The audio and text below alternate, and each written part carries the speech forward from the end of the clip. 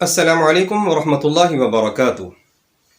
قرآن مجید کا تلفظ کو بہتر کرنے کے لیے ہمیں سب سے پہلے جن چیزوں کی ضرورت تھی وہ تھے حروف تہجی میں حروف لثویہ، حروف صفیریہ، حروف مستعلیہ، حروف حلقی اور حروف متشابہ الصوت۔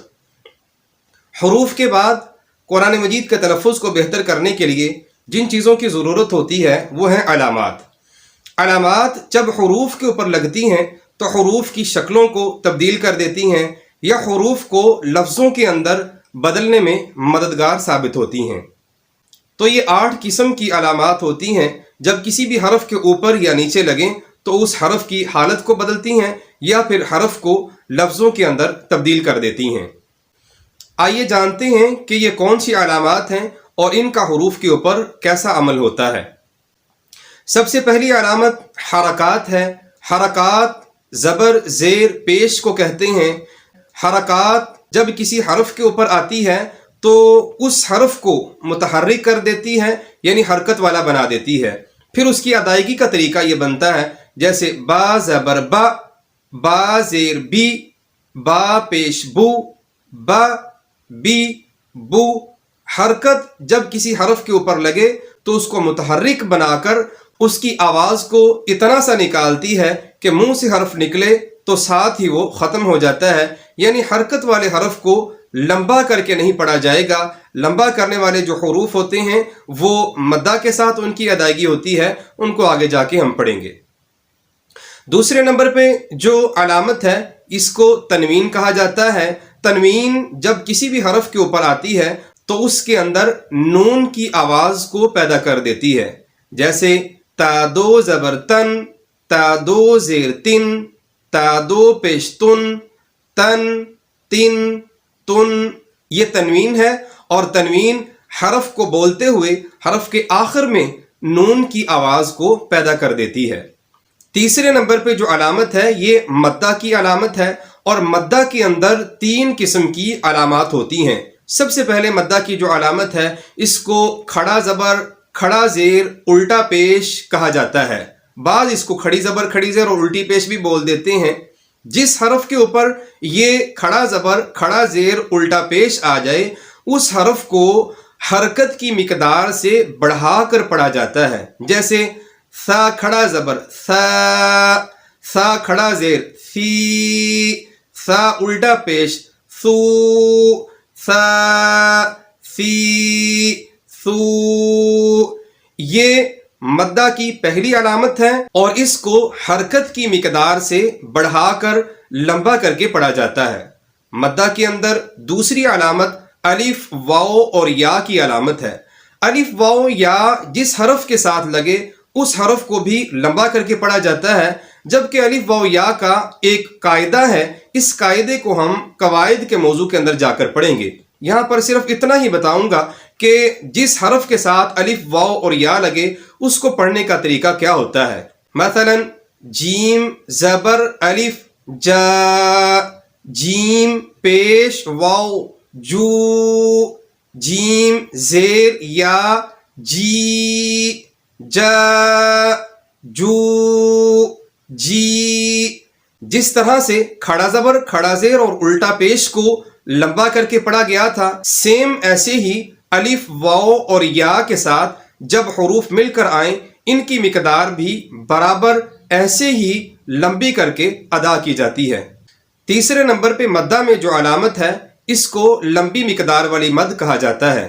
لمبی مقدار والی مد 2 قسم کی ہوتی ہے، ایک بڑی مد ہوتی ہے اور ایک اس سے ذرا چھوٹی مد ہوتی ہے۔ یہ دونوں ہی لمبی مقدار والی مدیں کھڑا زبر کھڑا زیر الٹا پیش اور الف واو یا کی مقدار کے برابر کھینچنے والے حروف سے ان کو زیادہ لمبا کر کے پڑھا جاتا ہے۔ جس حرف کے اوپر لمبی مقدار والی مد آ جائے تو اس کو ایسے پڑھیں گے، جیسے جاء سوء۔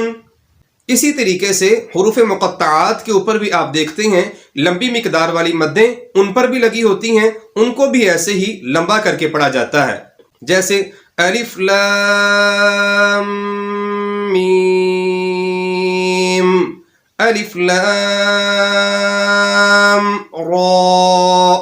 اسی طریقے سے قاف، نون وغیرہ. ان کے علاوہ باقی تمام حروف مقطعات کو بھی اسی طریقے سے لمبا کر کے پڑھا جاتا ہے. اس سے ذرا کم مقدار والی مد کے اندر ان کو ادا کرنے کا طریقہ یہ ہوتا ہے جیسے ما امر، ما اصاب.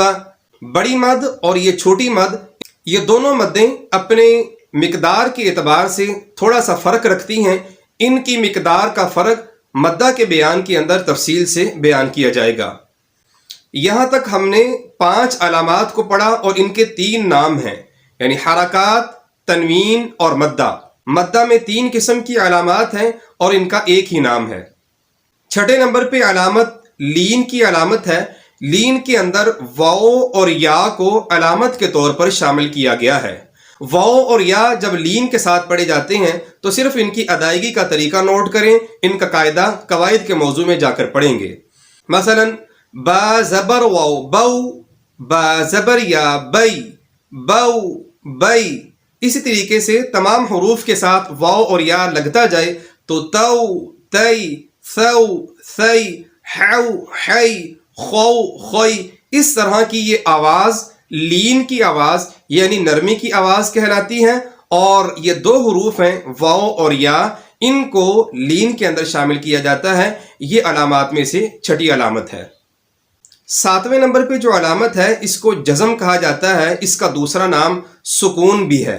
جس حرف کے اوپر یہ جزم کی علامت آتی ہے اس حرف کو یہ روک دیتی ہے، ٹھہرا دیتی ہے.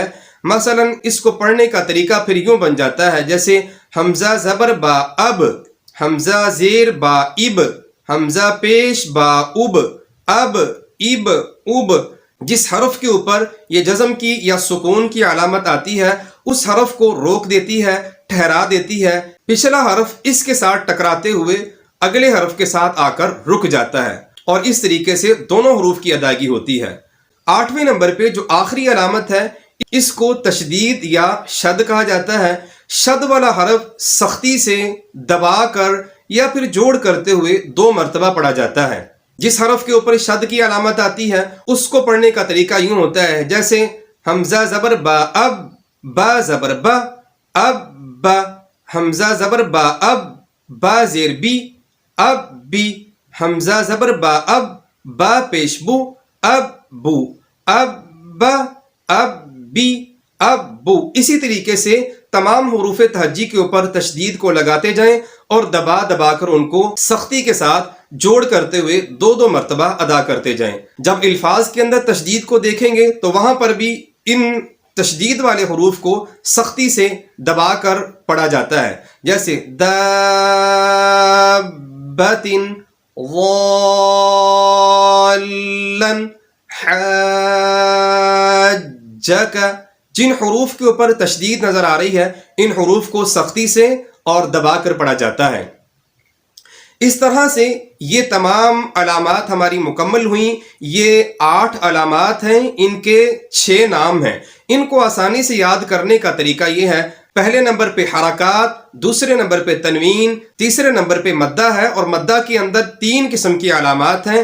یہاں تک 5 علامات مکمل ہوتی ہیں. اور چھٹے نمبر پہ لین ہے، 7ویں نمبر پہ جزم اور 8ویں نمبر پہ تشدید ہے. ان علامات کو آسانی سے یاد کرنے کا طریقہ یہ ہے کہ ان کو ایک ہی جملے کے اندر شامل کر لیا جائے جیسے حرکات و تنوین، مد و لین، جزم و تشدید. حرکات و تنوین، مد و لین، جزم و تشدید. یعنی نام ان کے 6 ہیں اور ان کے اندر 8 علامات ہیں. اس طریقے سے ان تمام علامات کو یاد کیا جا سکتا ہے. یہ علامات وہ ہیں جب حروف کے اوپر آئیں ان کی حالت کو بدلتی ہیں اور ان کو لفظوں کے اندر تبدیل کر دیتی ہیں.